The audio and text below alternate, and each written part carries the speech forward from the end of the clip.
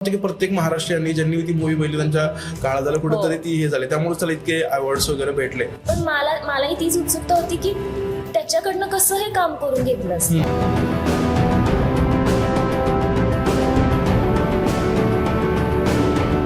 आपण बघतो की नागराज मंजुळे सरांचे जे पिक्चर असतात सगळे खोल असतात.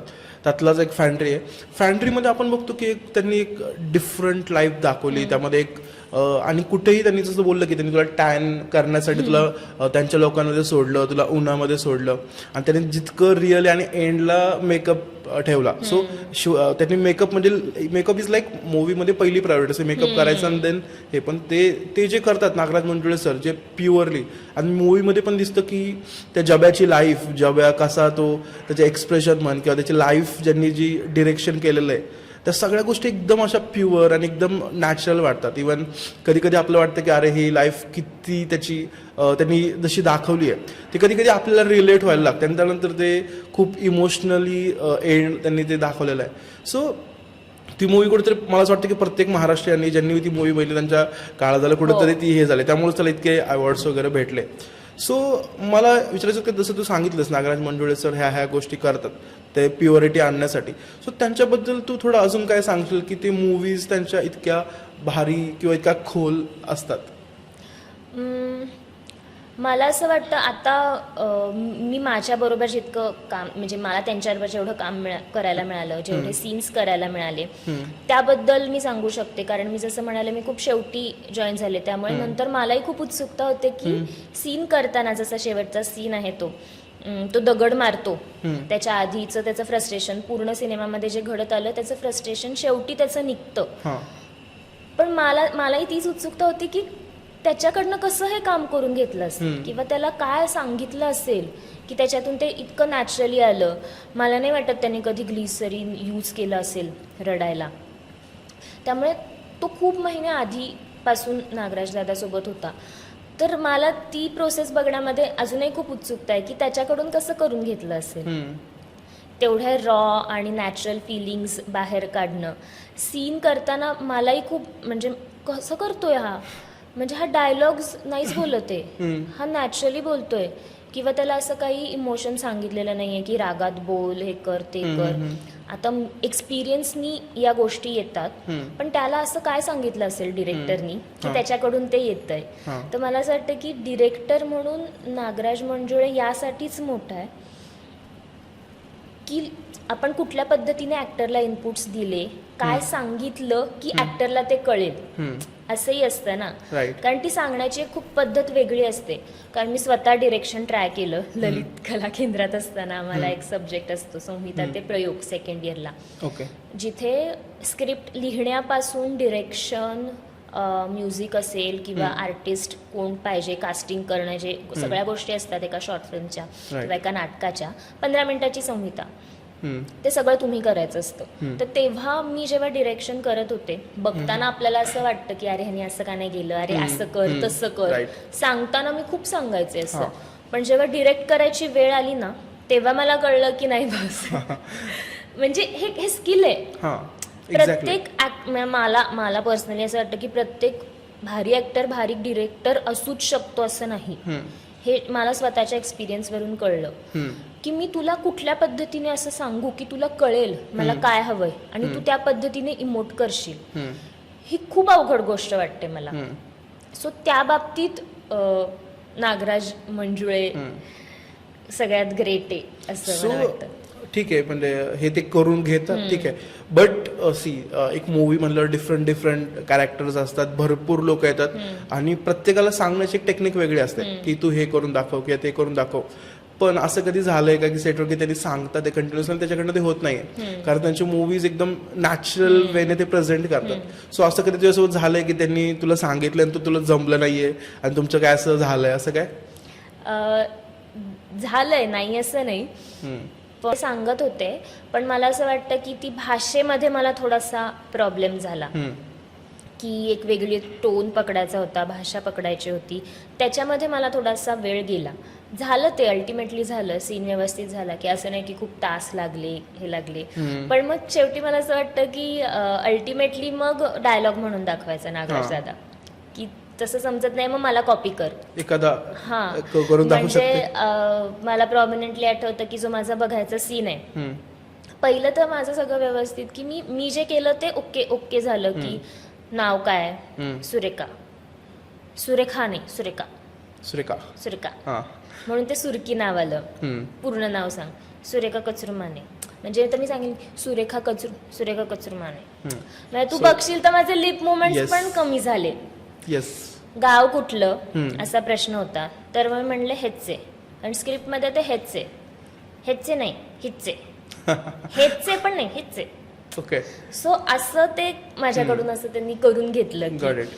ते मला खूप जास्त आठवतं की हेचे नाही हिचे, गाव काय हिचे असं. तर मग या गोष्टी ज्या माझ्या मिस होत होत्या pronunciation wise, tone wise, so त्या गॉट इट. तिथल्या तिथे सेटवरती करून घेतल्या. कारण असं व्हायचं की प्रॅक्टिसमध्ये मी करायचे, पण मग सीनमध्ये करताना कधी कधी ते आधीच यायचं. हां. पण मग तिथे 1 टेक 2 टेक झाल्या, 3ऱ्या टेकला मोस्टली ओके व्हायचंच. हां. तर तो तिथल्या तिथे मग ते फ्रेशली कानावर पडलं ना, मग ते कॉपी जास्त, करायला yes. कुठेतरी अजून तो लोकांना माहिती नाही किंवा जो कॅरेक्टर ते पण त्यामधलं खूप डिफरंट होतं आणि तो मूवी पण खूप असं लोकांना आतमध्ये असा टच झाला. सो ते कॅरेक्टर, इव्हन तो कॅरेक्टरसाठी तो इंटरव्ह्यू कसं दिला किंवा ऑडिशन कसं दिलं होतं आणि त्यामुळे तो सिलेक्ट कशी झाली आणि तो मूवी करताना नागराज मंडोळे सरांसोबत तो मूवी गेला. सो तो एक्सपिरियन्स कसा होता, ती ओव्हरऑल जर्नी म्हणजे नागराज मंडोळे सर त्यांची जे आपण आतापर्यंत मूवीज आणले ते हिट होतात. सो तो मला थोडा एक्सपिरियन्स सांग, तुझं कॅरेक्टर आणि तो पूर्ण मूवीचं शूट कसं झालं त्या सगळ्या गोष्टी. मी 10th मध्ये असताना हे फिल्म शूट झाली आणि मी ऑडिशन दिलं होतं. पुण्यामध्येच याचं ऑडिशन झालं होतं. तेव्हा मी प्रवीण तरडे सरांचं वर्कशॉप करत होते, थिएटर वर्कशॉप करत होते. सो तिथूनच आय थिंक कोणाच्या तरी ओळखीने मला कळलं की इथे ऑडिशन्स चालू आहेत. सो मी गेले होते. चाइल्ड आर्टिस्ट म्हणून मी भरपूर ऑडिशन देत होते. ऍडव्हर्टाइजमेंट्स ते वगैरे मुंबईला जाऊन द्यायचे किंवा पुण्यात असे आपले लोकल सुद्धा भरपूर यायचे, तर देत होते मी. तर तसंच मी आपण ऑडिशनला गेले, दिलं. ह्याच्या आधी 4-5 दिले होते की ऑडिशन द्यायचं, आपल्याला तर काय फोन येत नाही, आपण ऑडिशन द्यायचं विसरून जायचं. सो यावेळी पण तसंच झालं. ऑडिशनला वगैरे गेले. गार्गी कुलकर्णी ऑडिशनला होती, नागराज दादा स्वतः होता. तर झालं आणि 10th ची सुट्टी लागली, आपल्याला मोठी सुट्टी असते. मी माझ्या एन्जॉयमेंटच्याच ह्याच्यात होते. पण मग मला फोन आला की तुम्ही ऑडिशनला आला होतात ना वगैरे, तर तुम्ही परत येऊ शकता का. तर तेव्हा पण मी अशीच होते की चला, आतापर्यंत कधी फोन नाही आला, पण यावेळेस फोन आला, एक स्टेप पुढची.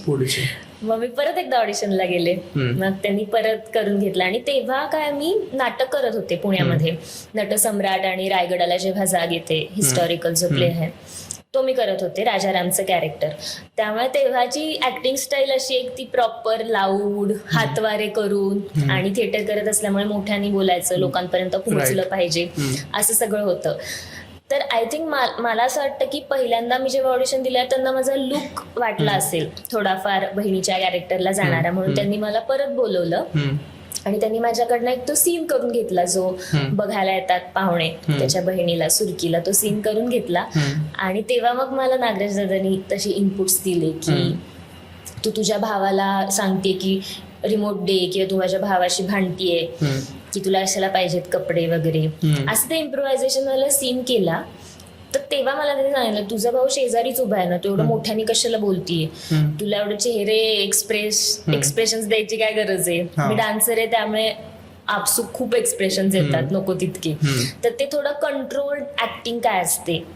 सो तेव्हा मला ते इनपुट्स मिळाले की तू थिएटर करतेस तर तुला थोडं लाऊड करायला लागतं आणि फिल्मला तसंही थोडं कमी करावं लागतं कॅमेऱ्याच्या अनुषंगाने, की क्लोज लागलाय, मेड आहे आणि त्यात तुम्ही नागराज मंडोळे सोबत सरांसोबत काम करताय तर तुम्हाला अजून सट्टल आणि अजून कमी करायला लागतं. तर त्या ऑडिशन मध्ये त्यांनी थोडंफार माझं तसं करून घेतलं.